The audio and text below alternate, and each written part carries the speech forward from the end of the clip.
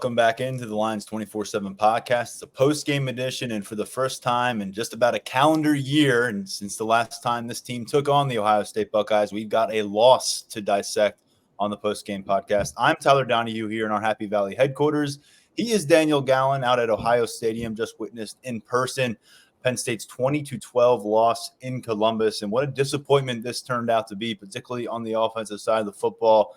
Daniel, myself, Mark Brennan spent some time on our last episode of this podcast leading up to the matchup, laying out the reasons why we were picking Penn State. I voiced the fact that it was my first time in 5 years picking Penn State in this matchup against the Buckeyes. And I know Mark Brennan has not picked them in a while as well. We didn't take it lightly. I think we all thought that this team that we saw through 6 games might travel and be out there on the football field. The defense held up its end of the bargain, but this offense was largely a no-show. Daniel Gallen, and that includes the quarterback, the boy wonder that we've talked about quite a bit here. We've got a lot to wrap our heads around. This offense in this moment against an Ohio State team that seemed particularly beatable on Saturday afternoon against a rested, healthy, and what we thought was a motivated Penn State squad. I don't want to say they weren't motivated in this one, but the execution simply was not there on offense from the start. Yeah, I think the only thing that you can really do with this type of game is chalk it up to a disappointment. It's another missed opportunity.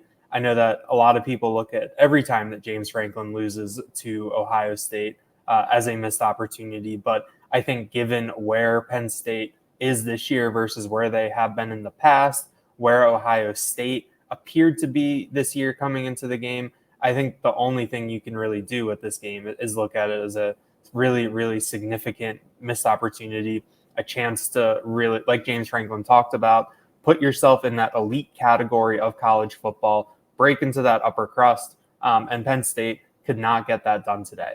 The defense played well. They gave up 13 points, through 3.5 quarters against a pretty prolific offense with one of the best just all-around players in the country in Marvin Harrison Jr., who ended up having a career day. But the Penn State offense just was not in a position to respond. They were not able to counterpunch. They were not able to really get anything going. I believe, in the second half, Jim Knowles, the Ohio State defensive coordinator, is very well known for how he makes adjustments. Going into that last drive where Penn State scored a touchdown at the very end, the Nittany Lions only had 6 total yards of offense in the second half. It was just a very, very brutal outing. Ohio State just kind of suffocated them, but we've kind of seen Penn State do to other teams this year. And it just put Penn State in a bad spot. And I think that's how you kind of end up with a 20-12 loss like we saw today. When Ohio State pushed its lead to 13-6 in this game, and it felt like they were going to make it a 2-score advantage for a while, and Penn State's defense, to their credit, did not allow that to happen until much further down the road. But at that stage, 13-6, Ohio State had run 31 offensive plays in Penn State territory on the afternoon, which is about half of their offensive plays to that point on the day. Penn State had only run 10 plays in Buckeyes territory through that point of the game. And Penn State was able to get a 72-yard touchdown drive, and then Caden Saunders' 8-yard catch from Drew Allar with about 29 seconds left to make this a 1-score game late, give them a chance for an onside kick. But you take those yards, you take that late drive off the board where Ohio State's defense was certainly approaching them differently. This Penn State team was 170 total yards on the day and down 20-6 with just a couple minutes remaining in Columbus. At that point, 0 of 15 on third downs. They converted their 1 third down on the afternoon during that 72-yard touchdown drive in the closing moments. And then, of course, Drew Allar. I mean, the completion percentage on the roads the first couple of games, we wondered how that would carry over. And it got worse, and he looked lost in a lot of ways. 18 of 42 passing, 43% completion, 191 yards. He does avoid turnovers. But man, this passing attack and really the offense at large looked pretty rudderless. And we talked so much about you having that continuity as an offensive coordinator, and Mike Yurcich's second go round against Ohio State, having the entire offseason with Drew Allar. And I talked about how they weren't sending a kid quarterback to Columbus. I told everyone who would listen to me, I went on Ohio State's podcast and said, Penn State is not sending a kid quarterback to Columbus. We saw a kid at quarterback in Columbus. Yeah, I think I saw a version of Drew Allar that we didn't really expect to see. In terms of, getting flustered and making, mistakes, that it didn't really happen that way. It wasn't one of those, complete meltdowns with the turnovers, fumbles, the whole 9 yards where it gets away from you. It was just a lot of, it felt like missed throws, missed opportunities, not being on the same page. And I think overall, I think that there was really some stuff that, now with the benefit of hindsight, maybe feels a little bit differently. Some of those struggles at Northwestern and Illinois, where you could kind of paper over it by what happened at the end of the game, what the final score was. I thought that Drew Allar was going to come in here and really make a statement. I thought that he was going to announce himself. I predicted a career day for him. And I really did feel like that, this is the type of quarterback, that coming in here, you know, isn't going to be fazed by what he sees. He's not going to get wrapped up in coming home. He's not going to get wrapped up in facing Ohio State, national television, top 10 matchup, the whole 9 yards. I didn't think he'd be rattled. And while it didn't, manifest, so nakedly, I just think that seeing him miss those throws, getting off to a slow start, all of that stuff just really added up and added up and added up. And I think that, moving forward, this probably changes our perception of Drew Allar a little bit. I think that maybe maybe at least I feel like I need to recalibrate my expectations for what we're going to see from him. Maybe I could have done this earlier, by looking closer at, Northwestern and Illinois and some of these other games, but I really didn't see any cause for alarm when it came to Drew Allar. I thought that there were things that, when there were issues, it was things that would get ironed out with more reps. You talked about some of the maybe communication stuff, not being on the same page. This is their 7th game of the year. I thought that by the time we got to Ohio State, that would be fixed. And I kind of felt after what we saw last week against UMass that, okay, maybe this has been fixed a little bit. It's definitely something that I'm really going to have to think a lot about. I think that going into this stretch run, Drew Allar, is going to have something to prove, to Penn State fans, to his coaches. I think that he has the full backing of his teammates. I'm going to write about it later, but we saw a super, super emotional Drew Allar after this game. I thought that it was a side of him that we had never seen. Of course, we'd never talked to him after a loss before, much less one in this type of environment with this type of performance. But I thought that he kind of let the mask down a little bit, to offer us a real glimpse into, who Drew Allar is as a competitor, which is something that we'd heard about before, and what this means to him and what losing does to him. So I think it's going to be really interesting to see what happens. I know that we talk about, last year after that Ohio State game, there were all these calls to bench Sean Clifford, turn it over to Drew Allar. And I thought that Sean Clifford really proved himself, down the stretch, leading the team to a Rose Bowl. I think that coming out of this Ohio State game, different circumstances, obviously, but now Drew Allar is in a position to really prove himself and what he's all about. I think it takes me back to being there in the locker room in Minneapolis in 2019, November 2019. Penn State gets through their bye week and gets into the college football poll season unbeaten and ranked inside the top 4. And then Clifford's turnovers are a huge reason why they lose that day. He was a redshirt sophomore. Things have been going so well. He was kind of puffing out his chest to that point as a starting quarterback. And that day in Indianapolis, the tears were welling up. You just saw in the expression. You saw that he was kind of every word was painful to say, and that seemed to be the case with Drew Allar, who now is getting a dose of what life was like for Clifford for 4 years and Trace McSorley before that. Because you show up and to those microphones, to the cameras after 63-0 wins, and you show up to them after really rough losses to Ohio State, and there's really nowhere to turn. There's nowhere to hide. And Drew Allar and his experience and his encounters with us in the media just changed a little bit. And his encounters, I think, on social media, if he dares go on Twitter and searches his name after this, is going to be a little bit different in regards to how he's been treated by Nittany Lions fans. And now he'll have to respond. Psychologically, this has been a big test we've been talking about. How far can you go with this young quarterback before you get punched in the mouth and then have to get yourself off the canvas? Very few quarterbacks. Maybe Trevor Lawrence comes to mind as a quarterback who showed up on a campus and just had a joyride and ends up winning championships, and there's not a lot of punches to be dealt with. Penn State tends to get gut punches when they face Ohio State, and it came today, but I think the guy who absorbed the biggest blow is the quarterback.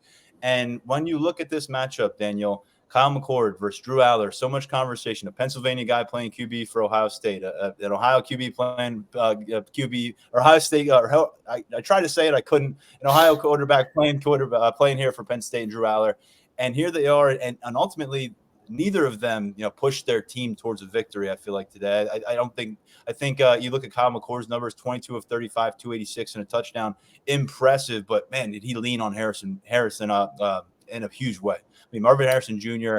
was every bit of the star that you think he might have been. He was career catches today with 11 of them for 162 yards. He created his own kind of touchdown off a relatively short pass. McCord targeted him 16 times. He had 35 pass attempts, had 16 of those go to Harrison. As I said, 11 catches for 162 yards. You had Cade Stover with the big downfield catch against Kalen King. You also had Theo Johnson with the big downfield catch. And you're kind of saying, okay, what do these guys have? Keandre Lambert-Smith had quite a few targets, a dozen of them. But we're not confusing Keandre Lambert-Smith for Marvin Harrison Jr. We never have. But we have acknowledged that Keandre Lambert-Smith is the number one receiver on this team. We've been wondering if that was going to be enough. And a big part of the conversation is, well, what is number two? What does number three look like at wide receiver? And today, what that looked like until the final drive, in totality for this wide receiver group outside of Keandre Lambert-Smith until that final drive, 2 catches for 19 yards against Ohio State on this stage. Both of those catches early on to Harrison Wallace. You want to talk about no-show in the matchup like this, until Dante Cephas and Caden Saunders start to stuff the stat sheet a little bit late in this contest, this receiver group outside of Keandre Lambert-Smith may as well not have come from State College in some regards in this game. Yeah, and I think when you look at the Ohio State offense, you factor in that Emeka Egbuka didn't play for the Buckeyes. There's some weird injury report chicanery this morning in terms of who was in, who was out, and ultimately he didn't play, which I think kind of narrowed McCord's focus even more on the Marvin Harrison Jr. I thought Kyle McCord was very solid today. I thought he did what he needed to do. And those throws to Cade Stover were very, very impressive, I thought, those two downfield. But at the same time, I think Marvin Harrison Jr. could make the two of us look pretty good. He had some bad misses. If this Penn State team, if Kyle McCord is able to hit some darts instead of going awry on some of those third down passes of his own, it could have gotten out of hand a little bit here for Penn State in the second half, or maybe early on Ohio State can assert itself more. He was very off, I thought, for a lot of the afternoon, to Penn State's advantage, and part of it is Penn State's defense is very good in its own right. But I just felt like the opportunities were there because they couldn't get any rhythm.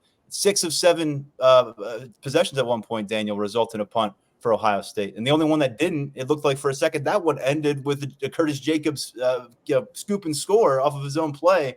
And yet, at the end of the day, you're able to see Ohio State win pretty comfortably. I'm sure there's going to be a lot of concern in Columbus about their offense, but the fact that they were able to go out, again, very beatable Buckeyes team. We've seen high-level quarterback play from the Ohio State Buckeyes against Penn State. We've seen JT Barrett, kind of rescue victory from the jaws of defeat against Penn State in the past. And we've seen Dwayne Haskins pull off a late comeback with the help from his wide receivers. Of course, we've seen a CJ Stroud come up with big moments. They didn't get that kind of play from that position in this matchup. And yet Penn State really couldn't threaten them offensively. And that's what makes this so tragic in a way, because they got some special teams plays. They got Alex Fuckins to make a couple 40-plus yard kicks. And they didn't suffer for the only turnover of the game. And Kyle McCord wasn't a superstar out there. I think Ohio State fans overall probably have some questions more than answers out of today. And yet, because of this, again, no-show offensively, it just didn't seem to matter. And I think that's what stings the most in this particular 7th consecutive loss to the Buckeyes. Yeah, I think that Penn State had the opportunity to take advantage of a pretty pedestrian quarterback performance from McCord. But, I just think that, McCord, when it came down to it, he got the ball to Harrison Jr. And I think that he knew that that's what he needed to do in order to keep this offense moving. And I mean, that's what he did. I thought that Ohio State did a nice job of, they obviously, if you have a guy like Marvin Harrison Jr. with that blend of size and speed, you're going to try a couple deep shots and get him downfield. But, they also utilized him in those crossers. He's leaving Abdul Carter in the dust. I think maybe there was one time it was Kobe King. I forget, but they got him onto a linebacker here and there, and he was just able to make things happen with the ball in his hands. And I thought that the one sequence that really stood out to me, and I wrote about it in my post-game story, and this goes back to the whole explosive plays conversation that we've been having, and I think is another one of those things that maybe we might have discounted it, until it was a little too late, I think. But Penn State has Ohio State pinned back, deep in their own territory. Zane Durant on first down just makes a wild play where he just clotheslines Chip Trayanum in the backfield. But then on second down, McCord or Harrison Jr. is going on a drag across the middle. He's wide open in space. McCord gets it to him. That's 29 yards. Next play, downfield pass up the right sideline to Cade Stover. That's 28 yards. Suddenly 2 plays, you're across midfield, and you have Penn State back on their heels in another, high stress, high leverage situation. I think that, while McCord, overall, wasn't the most solid, had some misses. I thought that, he was able to get the ball to those guys in big spots like that, especially a little bit later in the game, to really keep things going. And I think that there's a couple things to take away from this. I mean, the one, like you were talking about, comparing the wide receiver groups and what they're able to do, having a guy like Marvin Harrison Jr. just really tips the scales. It makes life so much easier for a quarterback like Kyle McCord, who maybe isn't having the best day. And Penn State just doesn't have someone that could do that. They didn't have someone that, while Drew Allar isn't having his best day, he can still get them the ball. They're still going to figure it out, and that sort of thing. But the explosive plays just kind of, I think today was a really good example. It just was just so stark, what that does for an offense, how just easier that makes things, because Ohio State it wasn't easy for Ohio State today. Penn State was making life really hard.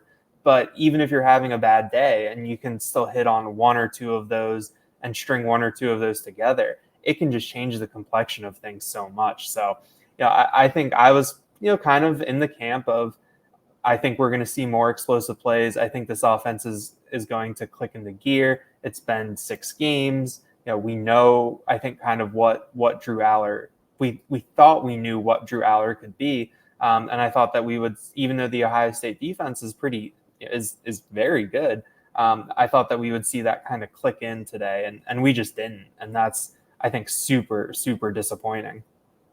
Yeah, it just slipped away. It felt like, okay, after the first few series, okay, is he going to settle in? Which of these quarterbacks is going to settle in? You saw McCord start to do that. You were waiting for Allar. You thought, okay, after intermission, maybe did they hit the, it's a 3-and-out here to start, and it just never came. All of a sudden, you got a few minutes left in the game and you're down by 14. You just realize too little, too late, even as you're able to manufacture that late touchdown play. The ground games on both sides of the ball, I mean, you look at the sack-adjusted rushing totals for these teams. Penn State at 85 yards on the ground, right around 4 yards per rush attempt. Ohio State was at 89 yards on the ground, less than 2.5 yards per rush attempt. They really tried it with Mayan Williams, 24 carries, just 62 yards. He did have a short touchdown on the day. But the interesting thing here was, Daniel, you get through the first quarter, you check the stat sheet. Penn State had 50 rushing yards. They finished with 85.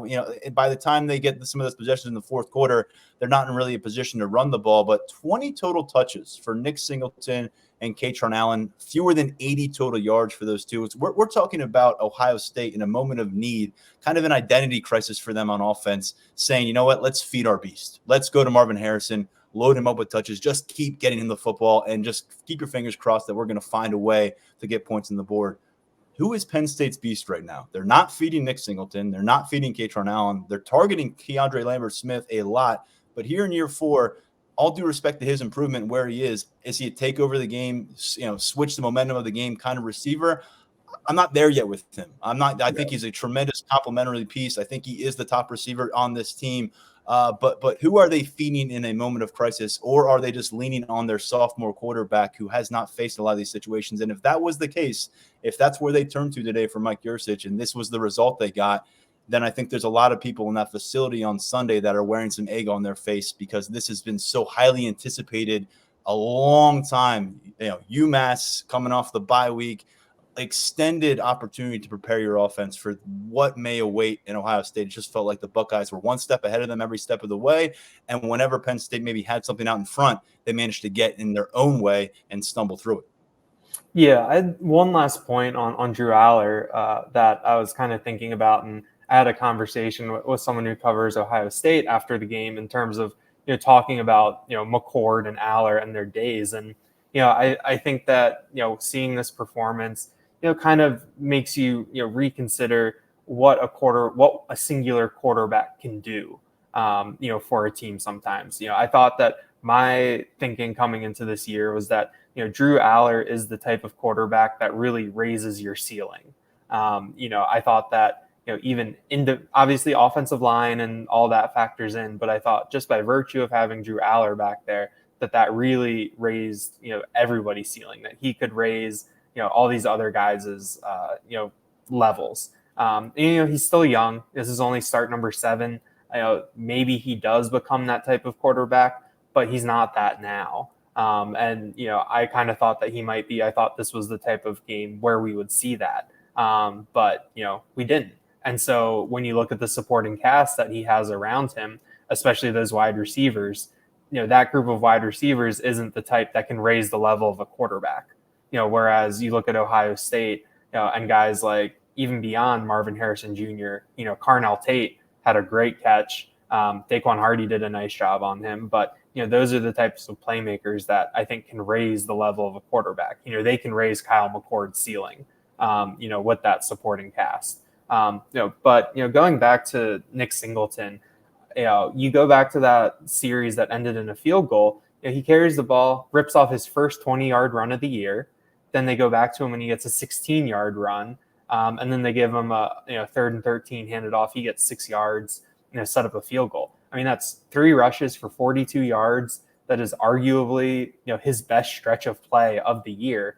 And then you look at the rest of the game and it's just 6 carries for, I just lost the stats, 6 carries for 6 yards outside of that. So, I go back and forth sometimes with, sticking with the run because, there were times this year there were times today where, they were getting blown up. Nick Singleton, I think struggled in short yardage a couple times. The offense struggled in short yardage.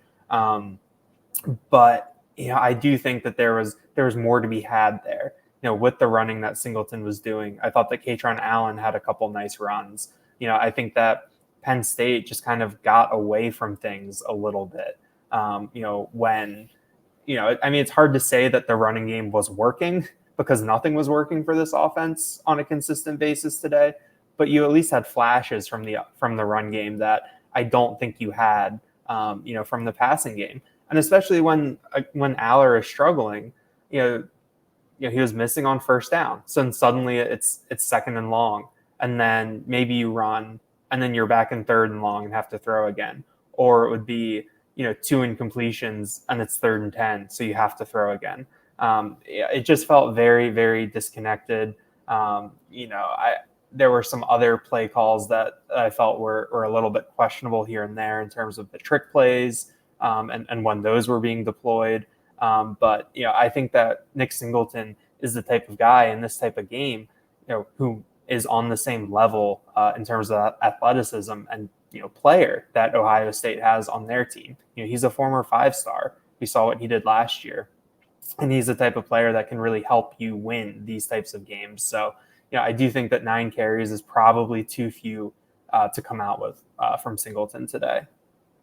James Franklin, pretty tight-lipped when asked about Penn State's offensive play calling to assess that in post-game. Where he went there was, we were at a one-possession game, so I feel like we could have ran the ball a little bit more, but we'll evaluate all of those things on Sunday. We've seen instances in the past where they had to say, Sean Clifford, go chuck the ball up, try to find Jahan Dotson on 50-50 balls and lead us out of a hole against Columbus. This was never a case. This was a 4-point deficit. This was a one touchdown deficit for such a long time, where you had the opportunities to certainly still try to maintain that semblance of balance. And you look at last year's matchup back in Beaver Stadium when these two were freshmen, just a couple of months in to their freshman season, where Katron Allen and Nick Singleton combined for 29 touches, 140 yards, and 2 touchdowns against the Buckeyes. Again, today, they combined for 20 touches and less than 80 total yards. And I think it's just, you've made a great point. Nick Singleton's supposed to be an equalizer.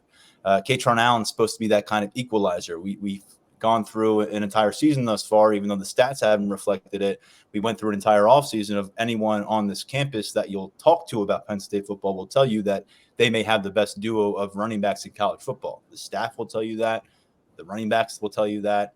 Everyone will say that. People in the media will say that. So you just wonder, when you get mano-a-mano against the team that has been your impediment within the Big Ten East, why are these guys not vocal points? Does it say more about where they are right now as sophomores individually in their process, or does it say, where is Penn State? Are they a little bit awry right now? Are they adrift in their plan for implementing these two? Because it's not matching up, Daniel. You could say one thing through a 6-0 start where you're getting your starters to the sideline. I said it before, 14 carries combined in the fourth quarter for Singleton and Allen in the fourth quarter of those first 6 games. We didn't get a really heavy dose of these dudes.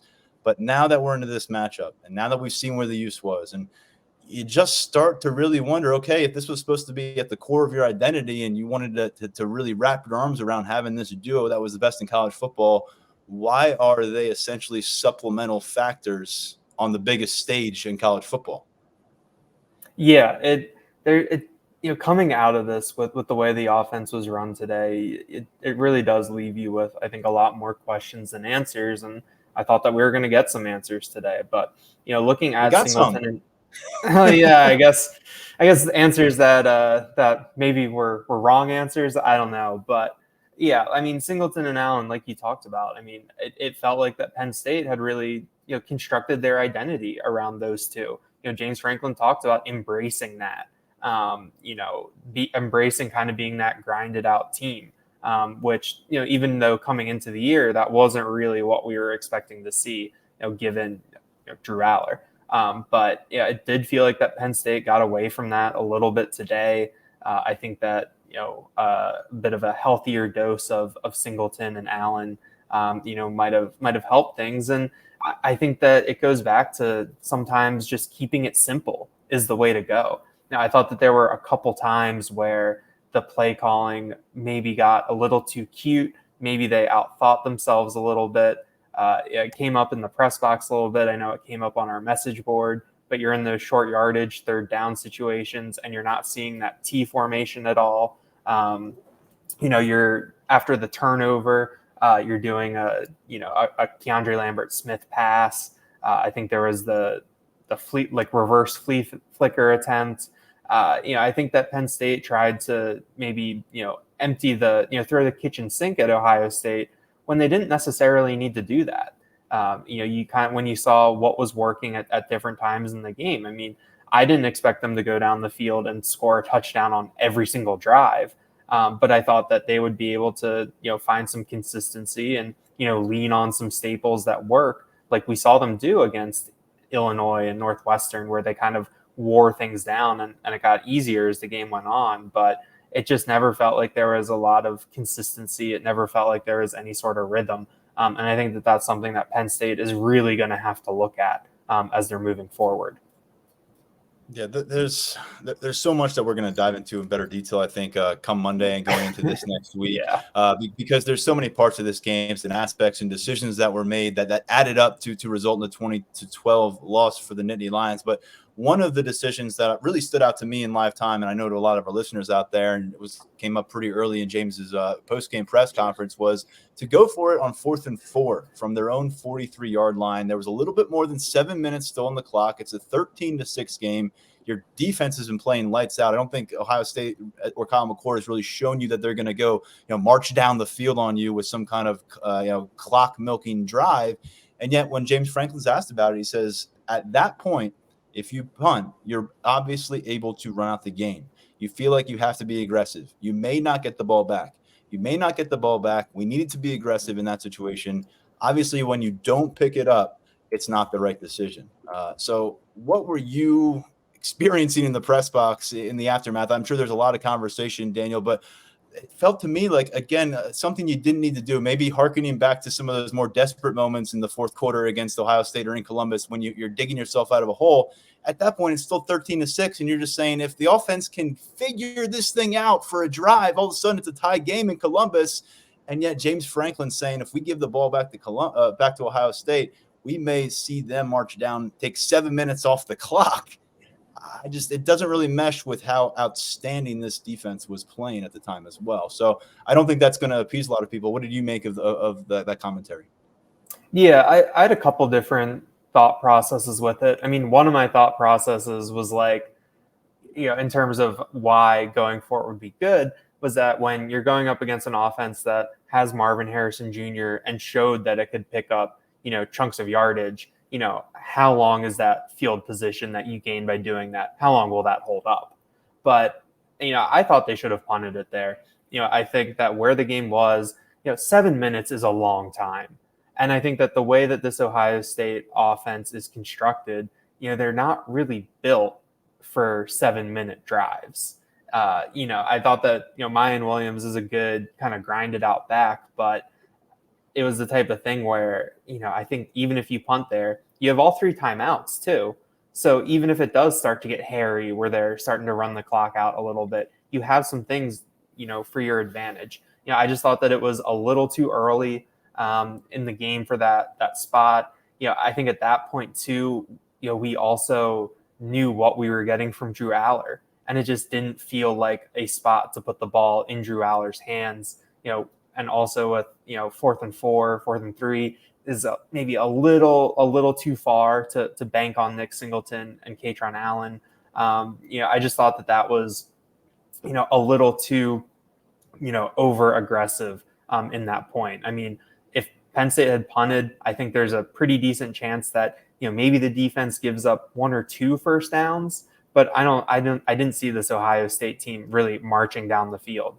And I thought that you contrast that with what Penn State did in the first half, in the first quarter, where the ball gets tipped at the line on 3rd and 1. If Drew Allar hits Keandre Lambert-Smith on that, it's a big gain, maybe even a touchdown. And Penn State, makes it look like they're going to go for they're going to go for it on 4th down. You had Drew Shelton on the field. They had 6 offensive linemen out there, guys trying to figure out where to go. And then you call the timeout, and then after the timeout, you decide to punt. I thought that was a sequence that baffled me a little bit. And on that 4th and 1 early in the game, even though it's on your side of the field, I thought if you go for it there, it's still early enough that if something happens, you can make up for it. You can set the tone for the game. You can kind of land that first maybe tactical blow, to show what you're about. And so I thought that, those 2 decisions probably should have been flipped, in my opinion. But going back to that 4th quarter play, it just didn't feel right. It just felt a little too early to do that, with 7 minutes left, the way that your defense is playing. And on top of that, Riley Thompson was having a pretty solid game. I think there was just the one punt where he outkicked his coverage a little bit. But I thought that he was kicking the ball pretty well. And so Penn State just really missed an opportunity there. I thought to, put the game on the defense's back. Maybe you get a turnover. Maybe they give you an even shorter field. And then I think that was maybe, that kind of short field was just one too many things to ask of this defense today. That decision just felt disconnected from the flow of the game. And I think that's why it was so startling. You looked at the preceding 8 possessions for Ohio State up to that point. They had produced one drive that resulted in points. They had that touchdown drive that was a little more than 5 minutes. And as we said, that drive almost ended with a Penn State defensive touchdown. That's how high of a level the defense was playing at. Only 3 of those possessions reached 3 minutes along the way. Penn State was forcing punts. They had that momentum, but I'm with you. There was a concern, like how many times can they do this against Ohio State's offense? Meanwhile, Franklin's betting on an offense and a quarterback that was really struggling. The 3 preceding possessions for Penn State were all 3 and outs. I mean, it's just if you were looking at the flow of the game, you got an offense that couldn't move the football, couldn't pick up first downs. You're asking them to pick up 4 yards on 4th downs in midfield in front of that crowd in that environment, rather than saying, hey, let's try to pin it deep and give our defense a shot. Maybe we produce a takeaway. Maybe we just get another chance at midfield. I just thought it was a startling kind of development, just based on, and he's right. I mean, if he's right and they convert it, then we're having a different conversation maybe. But because he didn't, then it's going to come up in a different part of the conversation or the podcast. And I just think because of what predated that in the game, it was kind of baffling to see him go in that direction in that moment. It didn't work. And on the ensuing possession, Ohio State goes and puts up points, and then they put the game away, 20-6 game. They go 6 plays, 43 yards. And just like that, all the momentum that you thought you gained from a turnover on a punt that Ohio State had go off the back of a player's leg, and you're thinking, oh, you're down 7 in midfield, it goes away. It's gone, and the game's out of hand for you. And I think that the thing here to remember, Daniel, is just how well this defense played for a really long extended time. This was the best defensive performance I think that we have seen against Ohio State. And maybe time will tell this was the worst Buckeyes quarterback that we've seen in recent memory going up against them. But we're going to give Kyle McCord the rest of this year. He made plays today. We'll give him the rest of his career. But ultimately, Penn State played good enough defensively to win this game. I mean, you say hold Ohio State to 20 points and really 13 points deep into the 4th quarter. They got those red zone stops. They had a goal line stop. Unfortunately, these are all great moments for the defense that get buried to the bottom of the story now because we spend the first 35 minutes of this podcast discussing what did not happen offensively. They lost Chop Robinson along the way, but file this under the category of a fantastic performance for one side of the football that in the records of history will kind of go by the wayside because of what the scoreboard showed after 60 minutes of play. Yeah, I thought that the defense did a really good job of limiting different things. I mean, if you say that Marvin Harrison Jr. set his career highs with 11 catches, 162 yards, and you say that Cade Stover had 4 for 70, I mean, you're thinking that Ohio State put up 30. You're thinking that they were really able to move the ball, that they were really humming. And I think that the defense just did a good job of bending here and there. I think that we talked about it before the game that Marvin Harrison Jr. is just one of those players who's going to get his.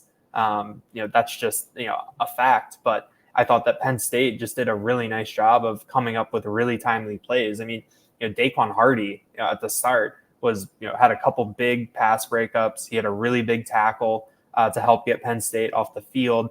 Johnny Dixon had a sack on a really, really nice play. Another well-designed prowler package. And, he did a good job of just completely juking out. I think it was Chip Trainum to get to Kyle McCord.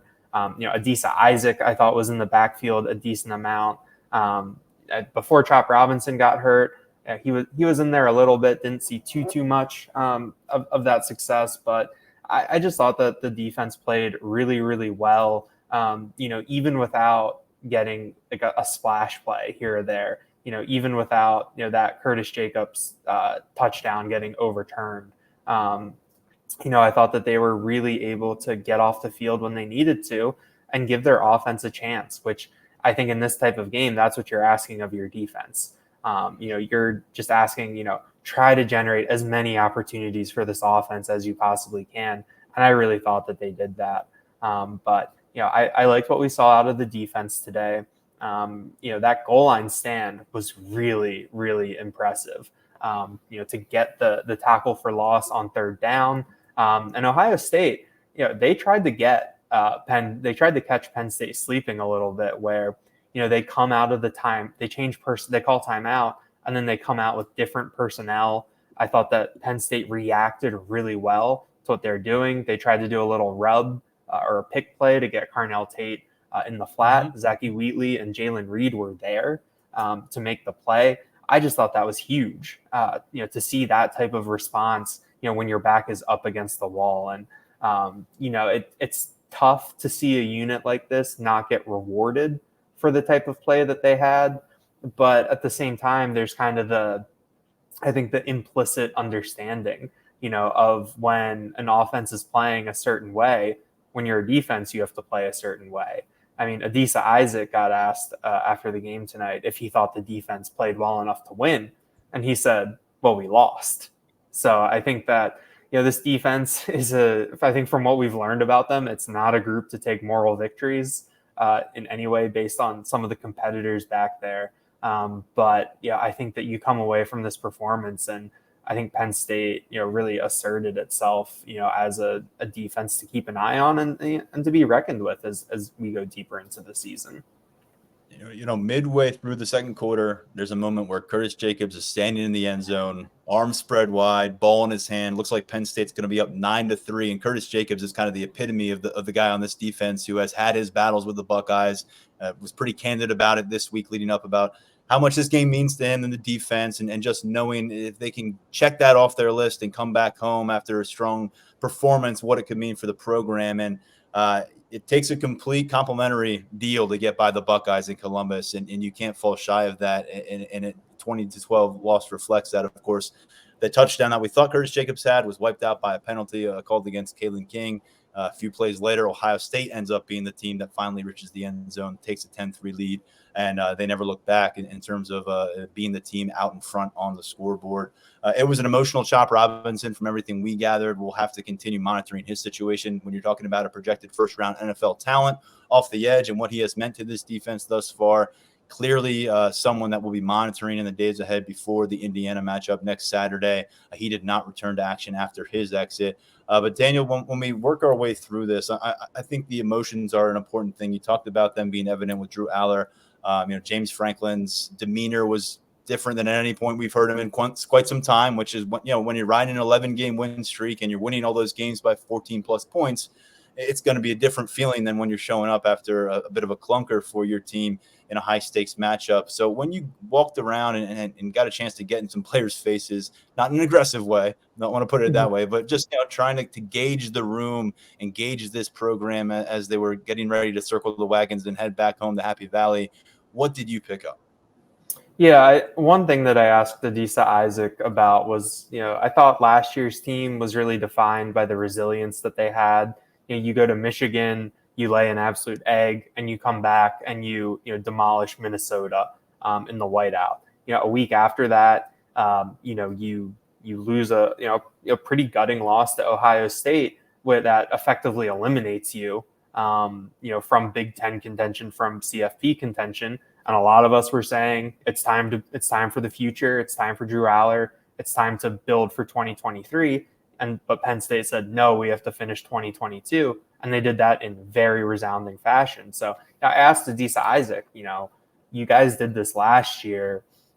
What makes you think that you can do it again? What is it about this team that, is going to make it that sort of resilient group? And, he said that they have a standard that they, know that they have to live up to every day. It sounds like that the leaders on the team, I think, especially this week, kind of hammered home, what that standard is and what that looks like. And I also think that you have a pretty veteran group at some key spots, guys like Adisa Isaac, guys who, have been through the COVID year, the 2021 collapse, and seen, how you can right the ship and do what you did last year. So, I think that the team is in a good place. I mean, I still think that this game took a toll on them, though. I think that, especially seeing Drew Allar, showing that much emotion. Mark Brennan has a video up on the site of Allar that I think, everyone should check out, just for a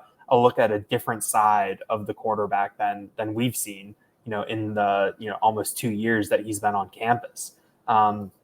So I think that this team, I think they have the leadership in place. It is going to be interesting because, we talked a lot about how the leadership this year is going to be different.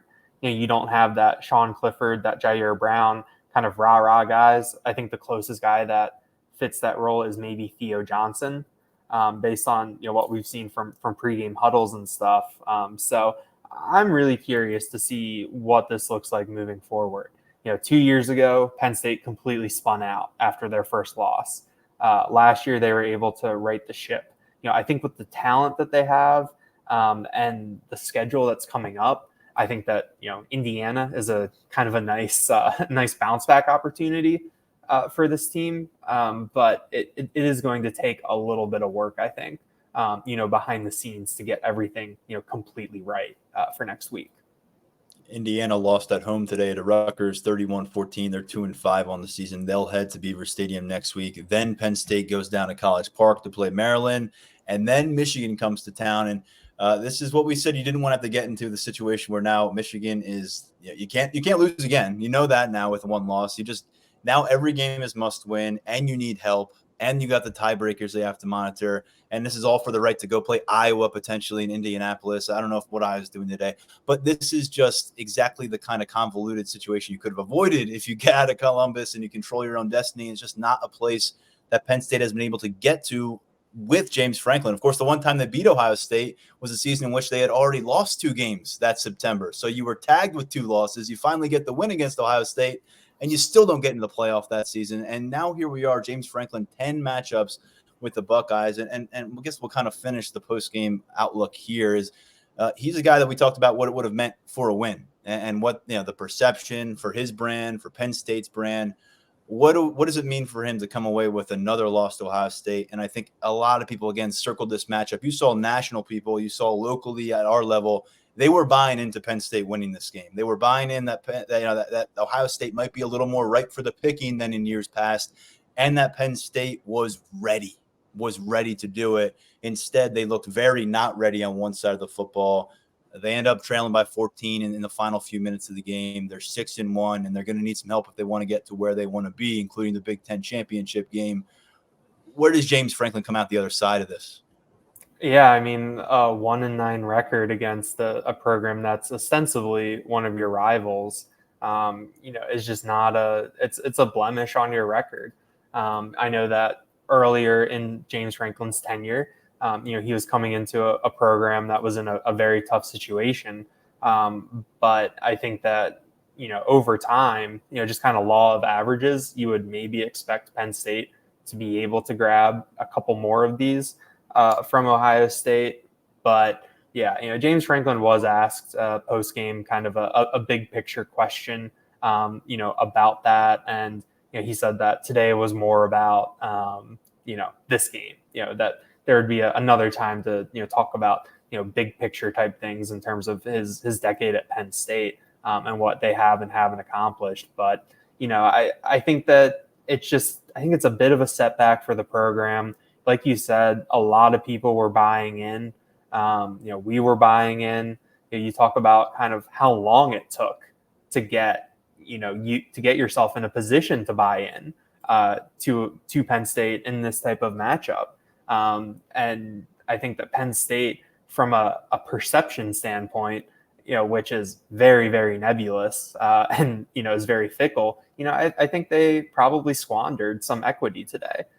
In terms of, in a big game like this, is James Franklin a coach that you can trust? Is Penn State a program that you can trust? You talk about, Michigan is in a couple weeks when they come to Happy Valley. I do think that there's a decent number of people that are still going to be, thinking about Penn State. It's at home. Things can happen between now and then.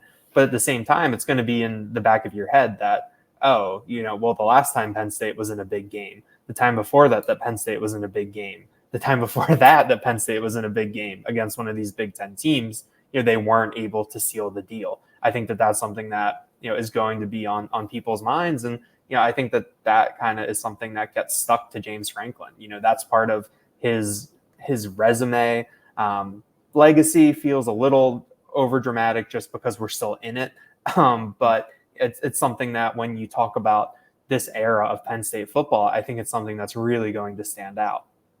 You've got to go back to October 2019, whiteout situation the night that Liam Clifford committed to Penn State, the last time that they beat one of those big two out of the, they want to be the big three in the Big Ten East. And I think a lot of people consider Penn State in that conversation. Now they take a step kind of out of that conversation because of this. But they've only done that in 2019. Since then, and I'm saying in a big setting, they did it against Michigan. I think they were 0-4 and Michigan was 1-3, and there was no crowd in the stadium in Ann Arbor in 2020. So that's not the setting where you're going to build that equity nationally. Aside from that, though, Michigan was able to get them here in 2021. They'll get another shot at the Wolverines, and now that becomes, we viewed it as you got to split these games. If you want a realistic shot for Penn State to be part of that big dance, you're not in the 12-team playoff tournament like you will be next year. A loss like this stings a lot less in a 12-team scenario, as James Franklin has referenced in the past. Now it can feel like a death sentence. Because you got Michigan, you've got a chance to build back up on it. But you make a great point. We've seen multiple versions of the Nittany Lions in years past responding to adversity. We haven't yet seen Drew Allar respond to that moment as well. And I think back to actually speaking with Caden Wallace the day after, or within 48 hours after James Franklin's Great to Elite speech back in late September of 2018, 1-point loss in which I think they led by 13 at home against the Buckeyes. And James Franklin came in and minutes on end speaking with us without a question about where this program needs to be, how they're going to do it, and how he's going to die trying to get Penn State to Ohio State or to beyond that measure at the top of the Big Ten and in college football playoff hierarchy. And Caden Wallace was a recruit. He was a commit, and he was talking about hearing that fired him up. He wants to be part of the process at Penn State. He wants to be part of the next wave, the next chapter for the program.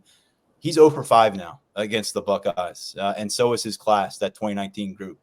I think Keaton Ellis is in that class. Adiza Isaac is in that class. These guys came to campus, and part of the selling point was come take Penn State beyond the Ohio State Buckeyes of college football. And unfortunately, like the class that preceded them, Sean Clifford never got that taste. And that gets old, and that gets really tough for a lot of people to swallow. And I just think there's not really anything James Franklin can put out there publicly between now and really the Michigan game that's going to make anyone feel any better about what happened today. They've got a couple more Big Ten games between now and then. But Daniel, we'll regroup. You and Mark got some traveling to do. We're going to catch up with a podcast on Monday. By then, I think we'll all have a better scope of what actually took place for Penn State against Ohio State on this Saturday. But anything else to toss our way before we say goodbye, Daniel? One note, JB Nelson did not play today. He was not listed on that pregame status report. James Franklin, made it sound like that he was going to play. It was all Venga Ioane at that left guard. I think, no updates on Chop Robinson. Keandre Lambert-Smith had to leave but came back. I think overall the Penn State health, I believe, is still pretty good at this, considering where we are in the year, depending on, what happens with Chop Robinson. Adiza Isaac said that he talked to Robinson at halftime very briefly, didn't really offer any, obviously didn't offer any insight into his condition, but, just said that saw him at halftime. They talked briefly and, kind of left it at that.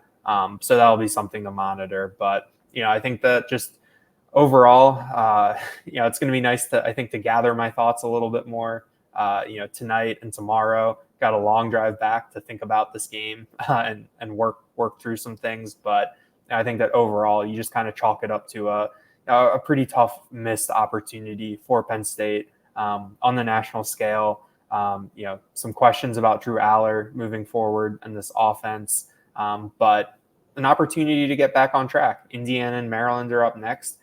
By the time we get to Michigan, this hype machine could be ramped up again. So, we'll see what this looks like. As you might imagine, the conversation is well underway at Lions247.com. Our message boards are an active place right now on a Saturday night. We'll be providing more content in the days ahead. There'll be recruiting coverage as well as Penn State builds for another home matchup. But it's going to be Ohio State and the results of this matchup in focus at Lions247.com for at least the next 48 hours as we work our way through what 6-1 means for the Nittany Lions here, working our way toward November. Good stuff. Appreciate the late notes, Daniel. Get home safe, and great perspective and coverage from you and Mark Brennan and Grace Brennan out in Columbus. I encourage everyone to check out, which was a much more impressive offensive performance on Friday night. You got a chance to see the future Grunkemeyer, Ethan Grunkemeyer, Penn State quarterback. We have video, photos, and content, including quotes from Ethan about really impressive performance on Friday night that James Franklin took a helicopter in to watch. So we'll finish with a high note on offense there here on the podcast and say goodbye for now. On behalf of Daniel Gallen and everyone at Lions247.com, I'm Tyler Donahue. Thanks as always for tuning in.